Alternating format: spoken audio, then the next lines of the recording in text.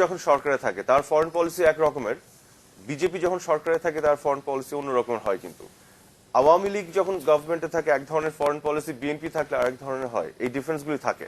এবং আমি পার্সোনালি মনে করি বাংলাদেশের জন্য বেস্ট হতো যদি কংগ্রেস ইন্ডিয়াতে গভর্নমেন্টে থাকে আর এখানে যদি আওয়ামী লীগ থাকে, তাহলে আনরিজলভ ম্যাটারগুলি সলিউশনের দিকে যাওয়া অনেক সহজতর।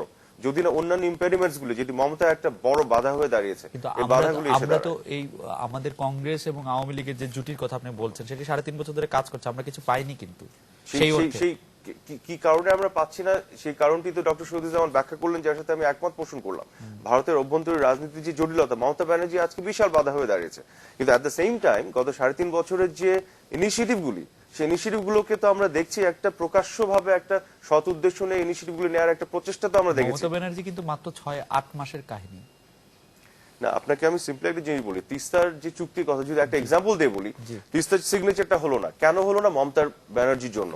কিন্তু এই যে ড্রাফট এগ্রিমেন্টটা রেডি হয়েছিল সেটার জন্য তো আপনার 2 বছরের অনেক খাটাখাটনি হোমওয়ার্ক গ্রাউন্ডওয়ার্ক করা হয়েছে। সেগুলোর ব্যাকগ্রাউন্ডটা তো আমরা দেখতে যাইনি। কত সমীক্ষা করা হচ্ছে, কত এক্সপার্ট এখানে পার্টিসিপেট করেছে। এই গভর্নমেন্টগুলো তো সেই কাজগুলো না করলেও পারতো, কিন্তু করার চেষ্টাটা আমরা প্রচেষ্টা দেখছি, কিন্তু আটকে যাচ্ছে। Mamata Banerjee becomes the biggest impediments আজকের। আমি একটু মেজর হাফিজউদ্দিন আমাদের কাছে জানতে চাইবো যে এই ভারত বাংলাদেশের সম্পর্কের টানাপোড়েনের ক্ষেত্রে মমতা ব্যানার্জি কি একমাত্র ইম্পেডিমেন্ট কিনা, বা দুজন বক্তার, দুজন বিজ্ঞ আলোচকের বক্তব্যের সাথে অনেকটাই একমত। তবে এটি ঠিক যে বাংলাদেশে বিএনপি এবং আওয়ামী লীগ এই দুটি দলই দীর্ঘদিন ধরে ক্ষমতায় আছে। এদের সময় পররাষ্ট্রনীতিতে কিছু পরিবর্তন আমরা দেখতে পাচ্ছি। কিন্তু ভারত বাংলাদেশ সম্পর্কের ক্ষেত্রে আমার ব্যক্তিগত অভিজ্ঞতা হলো যে সেখানে কংগ্রেসই থাকুক কিংবা বিজেপিই থাকুক, বাংলাদেশ কখনো ফেয়ার ডিল পায় না। আমরা যেই তিমিরে সেই তিমিরেই থাকি, আমাদের সমস্যাগুলো অনিষ্পন্নই থেকে যায় এবং বর্ডার কিলিংও চলতেই থাকে, পানি আটকেই থাকে, আমাদের বিভিন্ন অভিন্ন নদীর পানি বন্টনের ক্ষেত্রে কোনো অগ্রগতি হয় না। বাংলাদেশ সদিচ্ছা বারবার দেখিয়েছে, বর্তমান শেখ হাসিনার সরকারও সম্পূর্ণভাবে না চাইতেই অনেক কিছু তাদেরকে দিয়ে দিয়েছে। যেমন তাদের দীর্ঘদিনের দাবি ছিল তারা একটি করিডোর বা ট্রানজিট যাই বলা হয় সেটি তাদেরকে দিয়ে দেওয়া হয়েছে, কিন্তু তার বিনিময়ে আমরা তো তিস্তার পানিও পেলাম না, টিপাইমুখ বাঁধের ব্যাপারে কোনো আশ্বাস পাইনি, বর্ডার কিলিংও বন্ধ হচ্ছে না। আগে কাপড় পরিহিত অবস্থায় পেটানো হতো, এখন কাপড় খুলে পেটানো হচ্ছে। এটি হলো তফাৎ।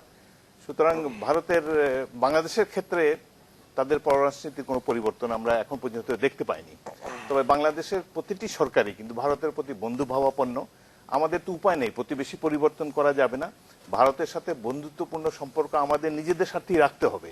তার জন্য যা যা কিছু ছাড় দেওয়া প্রয়োজন প্রত্যেকটি সরকার দিয়ে এসেছে, কিন্তু তার বিনিময়ে আমরা কিছু পাচ্ছি না। এটি অত্যন্ত দুঃখজনক এবং আমরা এটির ক্ষেত্রে আমাদের সরকারকে আরো বোল্ড ভূমিকা রাখতে হবে। বিশেষ করে বর্তমান সরকার একেবারেই নতজানু বলে আমার কাছে মনে হচ্ছে এবং তারা না চাইতেই যে তাদেরকে ট্রানজিটটি দিয়ে গেল। ট্রানজিটটি আমাদের একটা বার্গেনিং পয়েন্ট ছিল। আপনি একটু আগে এটা প্রশংসা করছিলেন কোনটার? মানে বাংলাদেশ সরকারের যথেষ্ট বন্ধুভাবাপন্ন। এই যে শেখ হাসিনা যেটা দিয়ে দিলেন তাদেরকে ট্রানজিট, এটি বিএনপি সরকার হলে দিত না। কোনো কিছুর কংক্রিট মানে একটা বিনিময়ে কোনো কিছু পাচ্ছি আমরা, এটা না জানা হলে এটা আমাদের সরকার দিত না। যেমন এই যে এত প্রবল প্রতিপক্ষ যখন কথা দেয় যে দিবে, তখন আর কি করার থাকে না, সর্বোচ্চ পর্যায়ে থেকে আশা শেষ লিখিত একটা এগ্রিমেন্ট থাকা উচিত আর কি। তারপরে যেমন এই যে এই যে ট্রান্স এশিয়ান যে হাইওয়ে যেটা ছিল সেটির ব্যাপারে আমরা চেয়েছি যে কক্সবাজার হয়ে আমরা মিয়ানমারে যেতে চাই, কিন্তু শেষ পর্যন্ত বর্তমান সরকার এসে এটিকে সে ভারত থেকে ভারতে যাওয়ারই রাস্তা দিয়ে দিয়েছে। আমাদের সময় আমার মনে আছে যে আমাদের সরকারের সময় এই ধরনের একটা প্রস্তাব এসেছিল, আমরা এশিয়ান ডেভেলপমেন্ট ব্যাংককে জানিয়ে দিয়েছি যে না, যদি আমরা তৃতীয় দেশে না যেতে পারি, ভারত থেকে যে রাস্তাটি বাংলাদেশে প্রবেশ করবে সেটি একটি তৃতীয় দেশে যেতে হবে, এটি না হলে আমরা এই ইন্টারন্যাশনাল এই যে সোকল্ড হাইওয়ের মধ্যে আমরা যাব না। আমরা সই করিনি, কিন্তু বর্তমান সরকার সেটি সই করে দিয়েছে। অর্থাৎ ভারতে যা কিছু প্রয়োজন ছিল সবকিছু বর্তমান সরকারের আমলে পেয়ে গিয়েছে, তার বিনিময়ে আমরা কিছুই পাইনি এবং এটি অত্যন্ত দুঃখজনক। আমাদের সদিচ্ছা তো দুই দিক থেকে হতে হবে। আমরা একটু অর্ধেক রাস্তা এসেছি, ওই দিক থেকে কোনো মিটিং পয়েন্ট পাচ্ছি না। আমি এইটাই একটু জানতে কৌতূহলী, মানে সব সময় যে এত প্রবল একজন প্রতিবেশী যদি কোনো কিছু না দিয়া পারে তাহলে দিবে কেন? অধ্যাপক শহীদুজ্জামান যদি বলেন। Very interesting observation. তবে দেখুন, ভারত পাকিস্তানের সাথে যে ডিলিংস গুলো করে সেখানে কিন্তু দেখা যাচ্ছে যে অদূর ভবিষ্যতেই পাকিস্তানের সাথে অত্যন্ত আশাব্যঞ্জক ব্রেক থ্রু হতে যাচ্ছে। বর্তমানে ভারতের লোকসভার স্পিকার পাকিস্তানে রয়েছে এবং গতকাল আমি তার বক্তৃতা শুনলাম ইসলামাবাদে। এত বেশি আন্তরিকতা ছিল এবং এত আশা সঞ্চারিত হচ্ছিল, মনে হচ্ছিল যে পাকিস্তানের যে মহিলা স্পিকার, ভারতের যে মহিলা স্পিকার, তারা মনে হয় যে পুরা দৃশ্যপট পাল্টে ফেলবে। আগামীতে আমার ধারণা যে ভারত পাকিস্তানে বাণিজ্য সম্পর্ক বাড়বে। এখন কথা হচ্ছে যে বাংলাদেশের সাথে তো তাহলে ঐতিহাসিকভাবে লজিক্যালি চিন্তা করলে আমাদের সম্পর্কের মাত্রা অনেক সহজেই ব্রেক থ্রু হওয়া উচিত ছিল। কিন্তু এখানেই লক্ষ্য করা যায় যে ভারতের যে নীতি, সেখানে অনেকাংশেই বাংলাদেশের ব্যাপারে এক ধরনের ম্যাকিয়াভেলিজম, যেটা আমরা বলি আমাদের ভাষায়, যে কর্তৃত্বের ক্ষেত্রে দুর্বল দেশ, এই চিন্তাধারা। যেমন একটা কথা আরাফাতের ফলো আপ হয়ে আমি বলছি যে মমতাই যদি একমাত্র বাধা হয়ে থাকে, তাহলে তো আমরা ধরে নিতে পারতাম যে সিপিআইএম যদি ক্ষমতায় থাকতো তাহলে একটা ব্রেক থ্রু হতে পারত। কিন্তু আসলে কি তা হতো? সিপিআইএম এর সাথে আপনি দেখুন, ওই আমেরিকার সাথে ওই নিয়ে, নিউক্লিয়ার ডিল নিয়ে এত সামান্য অজুহাতে সিপিআইএম করেছে, মনমোহন সিংকে ট্যাগ করেছে, সরে গিয়েছে। এবং এখানে বাংলাদেশের পানির প্রশ্ন, তিস্তার প্রশ্ন যদি থাকতো, আমার ধারণা যে বুদ্ধদেব ভট্টাচার্য যদি মুখ্যমন্ত্রী থাকতেন, তাহলে তিনিও কিন্তু আরো ক্রুডলি না হলেও আরো একটু সফিস্টিকেশন নিয়ে ইনডিরেক্টলি তিনি এটা ডিফিকাল্ট করে তুলতেন। মোট কথা হচ্ছে যে ভূ রাজনৈতিক বাস্তবতা আমাদেরকে এমন একটা পরিস্থিতিতে ফেলেছে যে পানি প্রশ্নে বা বর্ডার রিলেশনসের প্রশ্নে ভারতের সাথে আমাদের সম্পর্কের ক্ষেত্রটা সত্যিকার অর্থে শক্তিভিত্তিক, প্রস্তুতি ভিত্তিক এবং বাস্তবধর্মী অবস্থান থেকে যদি দেখা না হয়, তাহলে সেখানে প্রগ্রেস আনা খুব কঠিন। মোটের উপর একই রকম কথা মেজর হাফিজউদ্দিন বললেও একটি জায়গায় উনি একটু বলেছেন যে যদি বিএনপি থাকতো তাহলে হয়তো এত ক্লিন স্লেট পাইতো না ভারত। যেটা এখানে আমি উইথ ডিউ রেসপেক্ট বলতে চাই, বিএনপি এর আগে বিভিন্ন পর্যায়ে বাংলাদেশে ছিল সরকারে। আমি এই এত প্রোঅ্যাক্টিভ এনগেজমেন্ট বা প্রোঅ্যাক্টিভ ডিপ্লোম্যাটিক এনগেজমেন্টের কোনো প্রচেষ্টাই দেখিনি, তার কোনো চিহ্নই দেখি না। কিছু রুটিন হয়তো ডিপ্লোম্যাটিক এর বাইরে এতগুলো আনরিজলভ ম্যাটারগুলি সলভ করার দিকে এগিয়ে যাওয়ার কোনো প্রচেষ্টাই দেখি না। একটা হচ্ছে আপনি প্রচেষ্টা নিচ্ছেন, চেষ্টা করছেন, ফাইনালি যে বিভিন্ন জায়গায় আটকে যাচ্ছে বা ফেলিয়ার হচ্ছেন। আরেকটা হচ্ছে প্রচেষ্টাই তো নাই। আজকে যেমন ধরেন তিস্তার চুক্তি হলো না, আমরা পানি পেলাম না, কোন সময় এসে পেলাম না, ড্রাফট এগ্রিমেন্টটা হলো, তারপরে এসে আটকে গেল। কিন্তু এর আগে কি এই ড্রাফট এগ্রিমেন্ট পর্যন্ত অতটুকু এগুনোর কোনো প্রচেষ্টা আমরা দেখেছিলাম? প্রচেষ্টাটা তো আগে থাকতে হবে, সেইখানে একটা ডিফারেন্স আছে। ইভেন আনডিমার্কেটেড বর্ডারের যে বিষয়টি, সেটি 47 সালের থেকে প্রবলেম। এই যে ছিটমহলের সমস্যাগুলি 47 সালের আগের প্রবলেম। এই সব প্রবলেমগুলিকে যে টেবিলের উপর নিয়ে এসে সলভ করার যে একটা প্রচেষ্টা নেওয়া হচ্ছে, সেই প্রচেষ্টাগুলো তো আমরা আগে ওই অর্থে দেখিনি। কাজে এখানে বিষয়টি কিন্তু আপনাকে দেখতে হবে, একটা গভর্নমেন্ট প্রচেষ্টা নিচ্ছেন। এখানে একটা জিনিস আমি বলতে চাই, এশিয়ান হাইওয়ে নিয়ে জনাব মেজর হাফিজ বলেছেন।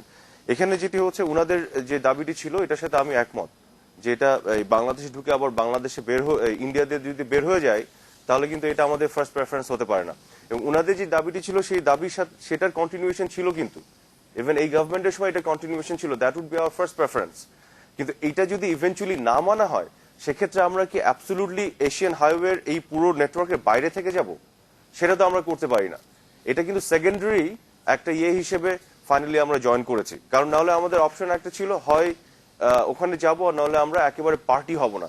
এটা এই নেটওয়ার্কের পার্ট যদি আমরা না হই, তাহলে কিন্তু আমরা ভুল করবো। এর আগে আমরা ভুল করেছিলাম। আমরা যে সাবমেরিন কেবলের যে আমাদের অফার ছিল, যেটা আমরা রিজেক্ট করে ভুল করেছিলাম। এবার এই নেটওয়ার্কের অংশ হিসেবে যদি আমরা না হতে চাই, রিজেক্ট করলে আবার আমরা ভুল করব। কাজে এখানে আপনাকে দেখতে হবে ভূ রাজনৈতিক বাস্তবতায় আমাদের বেস্ট অপশনটা কি, ফার্স্ট প্রেফারেন্স। সেখানে আমরা মিস করলে সেকেন্ড প্রেফারেন্সে আমাদের যেতে হলে আমরা যাব। বিষয়টি এরকমই। এবং আমি মনে করি বিএনপি আওয়ামী লীগ নির্বিশেষে এখানে তাদের স্ট্যান্ডটি ঠিকই আছে ওই দিক থেকে। আর ট্রানজিট বিষয় নিয়েও আমি এই গত 3-3.5 বছরে কোনো চুক্তি হয়েছে বলে আমি জানি না। ট্রানজিট দিয়ে দেওয়ার যে বিষয়টি, সেটি ওই অর্থে হয়তো সঠিক নয়। যেটি আগের বিভিন্ন চুক্তিগুলো রেফারেন্স দিয়ে বলা হচ্ছে সেটা এর মধ্যে এটাকে অ্যাকোমোডেট করার একটা সুযোগ আছে। আমরা মানে এর চেয়েও ভয়ঙ্করটা শুনছি যে কোনো চুক্তি না করে এমনিতেই দিয়ে দেওয়া হচ্ছে, এরকম আলোচনা আসছে আর কি। যে আপনি যেরকম বললেন যে আগের চুক্তিগুলির না, উপর আমি ভিত্তি করে সেই আগের যে চুক্তিগুলো আছে তার মধ্যে অ্যাকোমোডেট করার একটা কথা বলা হচ্ছে, কিন্তু যখন আপনি স্পেসিফিক্যালি অপারেশনালাইজ করতে যাবেন তখন স্পেসিফিক প্রোটোকলগুলো তো সাইন করতেই হবে। আচ্ছা, আমরা একটু রাজশাহী প্রতিনিধি আহসান হাবিব অপুর সঙ্গে কথা বলি।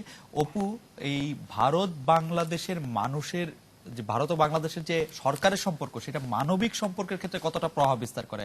আমাদের সাথে ভারতীয়দের সম্পর্ক কেমন? রাজশাহী বিভাগে অনেকগুলো আমরা দেখতে পাই যে সীমান্তবর্তী অঞ্চল। হ্যাঁ, এখানে আসলে রাজশাহীর সাথে পশ্চিমবঙ্গের একটা সম্পর্ক, অন্যরকম সম্পর্ক। পশ্চিমবঙ্গের সাথে আমাদের দেশের মানুষের সেটা আত্মীয়তার সম্পর্ক আছে, এইখানে অনেক অনেক পুরনো সম্পর্ক। কিন্তু সাম্প্রতিক সময়ের যে সীমান্তের যে অবস্থা, এক দেশের সাথে আরেক দেশের তাদের নেতাদের যে বক্তব্য আমাদের প্রতি, এইটা কিন্তু সাধারণ নাগরিকদের মধ্যে একটা অন্যরকম প্রভাব ফেলে, অনেকে কষ্ট পায়। এখানে একটা কথা বলতে হয় যে মমতা ব্যানার্জি যিনি নির্বাচনে যখন জয়ী হলেন, সে সময় কিন্তু আমি রাজশাহীর অনেক মানুষের সাথে কথা বলে দেখেছি, অনেকে কিন্তু খুশি হয়েছেন এবং তারা অনেকেই বলছে যে বাংলাদেশের নির্বাচন হলে যেমন গুরুত্ব দিয়ে দেখে, ওইটাকেও তারা সেইভাবেই দেখছিল যে মমতা ব্যানার্জি আসাতে হয়তো আমাদের দিকে একটা অন্যরকম সুদৃষ্টির অন্যরকম কিছু পাবো। কিন্তু সাম্প্রতিক সময়ের যে বক্তব্য, আজকের যে বক্তব্যটা যে পানি কম বেশি চলে যাচ্ছে, এরকম একটা কথা বলা আসছে, এইটা নিয়ে কিন্তু অনেকের মধ্যে আজকেও আমি কথা বলে দেখেছি, এটা হতাশার একটা কথা শুনতে পাই। পানির প্রসঙ্গ ক্রমে একটু বলতে হয় যে আমরা রাজশাহী যে ফারাক্কার যে বাঁধ, সেটার প্রভাব আমরা ভোগ করি। রাজশাহী অঞ্চলের যে মরুকরণের যে অবস্থা, এটা এখন পানি বেশি আসছে যদি বলি, সাধারণ পানি আসলে আমরা যে কতটা খারাপ অবস্থায় যাব এটা কিন্তু বলার মুশকিল। কাল আপনাকে ধন্যবাদ অপু। আমরা একটু খুলনা প্রতিনিধি সোহেল মাহমুদের সঙ্গে কথা বলি। সোহেল, আপনার কি মনে হয় ভারত বাংলাদেশের মানুষের মধ্যে সম্পর্ক কেমন সাম্প্রতিককালেই, বা এটা কোন দিকে যাচ্ছে? ধন্যবাদ খালিদ। আমি খুলনাতে বেশ কিছু মানুষের সঙ্গে আজকে কথা বলেছিলাম এবং আমরা অতীতেও দেখেছি। তো সম্প্রতি কলকাতার একজন বিখ্যাত চিত্র নির্মাতা গৌতম ঘোষ, উনি আমাদের খুলনার কাজল ইসলামকে তার একটি স্বল্পদৈর্ঘ্য চলচ্চিত্রের জন্য ইনভাইট করেছিলেন। তো কাজল ইসলাম আমাকে যেটা জানিয়েছিলেন যে বাংলাদেশ থেকে ভারতে যাওয়ার জন্য যে ভিসাটা পেতে হয়, সেটা আমেরিকার থেকেও অনেক বেশি কঠিন বলে তার কাছে মনে হয়েছে। এছাড়া কিছু সাধারণ মানুষ আমাদের কাছে অভিযোগ করেছেন যে তাদের মুখে দাড়ি থাকার কারণে তাদের ভিসা দেওয়া হচ্ছে না, তাদেরকে দাড়ি শেভ করে ছবি তুলে তারপরে ভিসার জন্য অ্যাপ্লাই করতে হচ্ছে। আর আমি সম্প্রতি আজ খুলনা 2 আসনের সংসদ সদস্য জনাব নজরুল ইসলাম মঞ্জুর সঙ্গে কথা বলেছিলাম। তো উনি আমাকে যেটা বলেছেন যে বাংলাদেশ এবং ভারতের সঙ্গে সম্পর্ক অবশ্যই ভালো থাকতে হবে এবং আমাদের এই যে ন্যায্যতা এবং সমতার ভিত্তিতে একটা দেনা পাওনার বিষয় থেকে যায়। তার কারণ যে এখান থেকে বর্তমান সরকার তাদেরকে যে ট্রানজিট এবং ট্রান্সশিপমেন্টের যে সুযোগটা দিয়েছেন, তার বিনিময়ে বাংলাদেশ কিন্তু কিছুই পায়নি। এছাড়া তিনি আমাদের আরেকটি কথা যেটা বলেছেন যে ভারতের কাছ থেকে কিন্তু বাংলাদেশ দীর্ঘ সময় ধরে পানির একটা হিস্সা চেয়ে আসছে, সেটা না পেয়েই কিন্তু তাদেরকে এটা দেওয়া হয়েছে। এটাই উনি মনে করেন যে বর্তমান সরকারের এই সিদ্ধান্তটা কিছুটা ভুল ছিল। এছাড়া আমি খুলনা মেট্রোপলিটন সাংবাদিক ইউনিয়নের সাধারণ সম্পাদক জনাব হাসান আহমেদ মোল্লার সঙ্গে কথা বলেছিলাম। উনি আমাকে যেটা বলেছেন যে বাংলাদেশ থেকে যে ট্রানজিট এবং ট্রান্সশিপমেন্টের সুবিধা ভারতকে দেওয়া হয়েছে, এর ফলে বাংলাদেশের যে দুর্বল অবকাঠামো রয়েছে, বিশেষ করে রাস্তাগুলো, এই রাস্তাগুলো কিন্তু 30-40 টন যানবাহন পরিবহনের উপযোগী না। তো এ থেকে কিন্তু বাংলাদেশ কিছুই পাচ্ছে না। আর সবচেয়ে ভয়াবহ যে বিষয়টা আমাদের এখানকার সাধারণ বেশ কিছু মানুষ বলেছেন যে ভারত থেকে প্রতিদিন হাজার হাজার বোতল ফেন্সিডিল বাংলাদেশে ঢুকছে এবং সেগুলো সবই ঢুকছে কিন্তু ভারতের সীমান্তবর্তী এলাকা থেকে, এবং সেখানে বাংলাদেশে আসার জন্যই বেশ কিছু ফেন্সিডিলের কারখানাও গড়ে উঠেছে, যে কারণে বাংলাদেশের যুব সমাজ ক্ষতিগ্রস্ত হচ্ছে। খালিদ, আপনাকে ধন্যবাদ সোহেল মাহমুদ। আমি একটু মাহবুবুর রহমানের কাছে জানতে চাইছি যে সিলেটের জনগণ তাদের আমাদের নিকটবর্তী প্রতিবেশীদের সম্পর্কে কি মনে করে, তারা কি ভাবে আমাদের ভারতীয় প্রতিবেশীদের সম্পর্কে? খালেদ, আপনাকে ধন্যবাদ। আপনি জানেন যে সিলেটের 4টি জেলার সাথে প্রায় 206 কিলোমিটারের ভারতের যে সীমান্ত আছে, 206 কিলোমিটার। আর এই সীমান্তবর্তী অধিকাংশ জেলায় অধিকাংশ স্থানগুলোতেই জনবসতিপূর্ণ।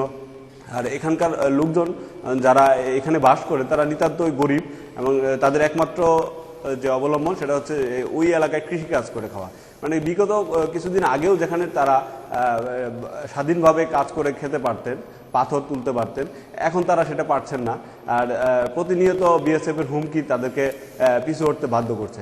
তবে আমি সেখানকার লোকজনের সাথে কথা বলেছিলাম, তারা বলছেন যে ভারত থেকে যেসব নাগরিক বর্ডার এলাকায় আসে সেখানে আমাদের বিজিবি সদস্য তাদের সাথে সৌজন্যমূলক আচরণ করে, কিন্তু আমাদের বাংলাদেশের কেউ ওই বর্ডার এলাকায় কাছাকাছি যেতে চাইলে বিএসএফ বন্দুক তাক করে রাখে। মানে এই যদি সম্পর্ক হয় দুই দেশের মানে নাগরিকদের মধ্যে, সাধারণত দিন দিন এদের প্রতি আলাদা একটা মনোভাব তৈরি হয়ে যাচ্ছে বাংলাদেশ।